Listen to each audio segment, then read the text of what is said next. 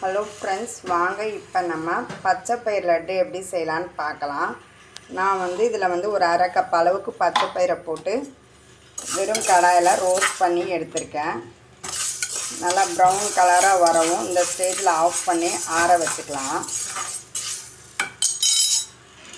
இப்போ நம்ம பாசிப்பயிரை நல்லா ஆற வச்சு எடுத்துகிட்டு வந்தாச்சு.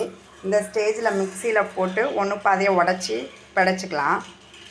இப்போ இந்த அளவுக்கு படைச்சி எடுத்துகிட்டு வந்துட்டோம்.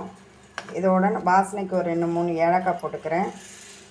இனிப்புக்கு நாட்டு சர்க்கரையும் போட்டுக்கலாம், சீனியும் போட்டுக்கலாம். அது அவங்கவுங்க விருப்பம். ஸ்வீட்டுக்கு தகுந்தாப்பில் போட்டு மாவு மாதிரி நல்லா நைஸாக அரைச்சிட்டு வந்துடுவோம்.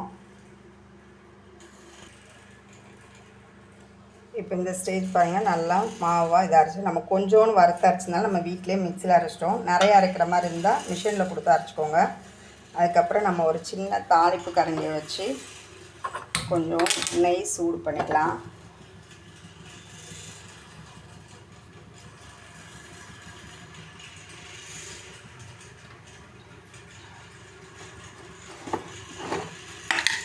பேன் ஹீட் ஆயிடுச்சு.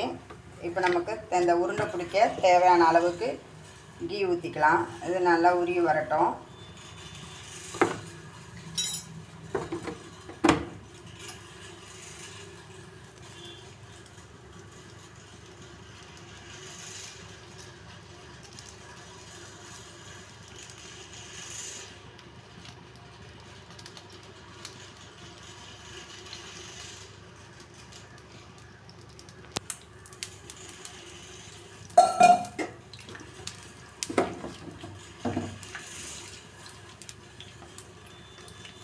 கீ ஹீட் ஆகிடுச்சு. இந்த ஸ்டேஜில் நம்ம ஒரு 5-6 முந்திரி பருப்பு போட்டு ஃப்ரை பண்ணிக்கலாம்.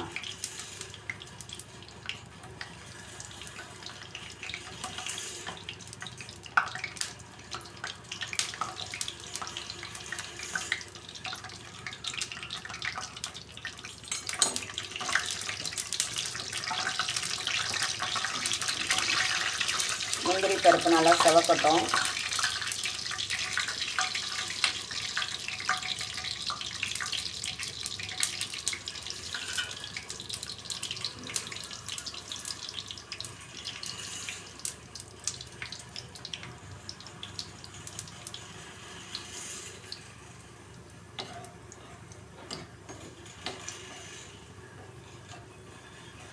நல்லா செவந்துச்சு. இந்த ஸ்டேஜில் ஸ்டவ் ஆஃப் பண்ணிக்கலாம்.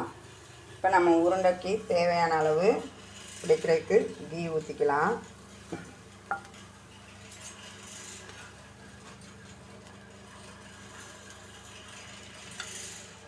ரொம்ப சூடாக இருக்கும். இந்த ஸ்டேஜில் கரண்டியை வச்சு நல்லா கிளறி விட்டுக்கலாம்.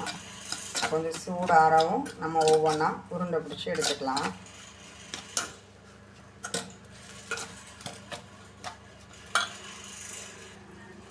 இப்போ நம்ம இருக்கிற மாவு ஃபுல்லாக உருண்டை பிடிச்சாச்சு. இங்கே பாருங்கள், இது குழந்தைகளுக்கு அவ்வளோ இது ஈவினிங் ஸ்கூல் விட்டு வந்தோடனே ஈவினிங் ஒரு 2 உருண்டை சாப்பிட்டாலுமே ஒரு 2 மணி நேரத்துக்கு பசியே எடுக்காது. நல்லா வயிறு ஃபில்லிங்காக இருக்கும். ஹெல்த்தியான ஃபுட்டு செஞ்சு கொடுத்து பாருங்கள். எப்படி இருக்குதுன்னு சொல்லுங்கள். இந்த வீடியோ பிடிச்சிருந்தா லைக் பண்ணுங்கள், ஷேர் பண்ணுங்கள், சப்ஸ்கிரைப் பண்ணுங்கள். தேங்க்யூ.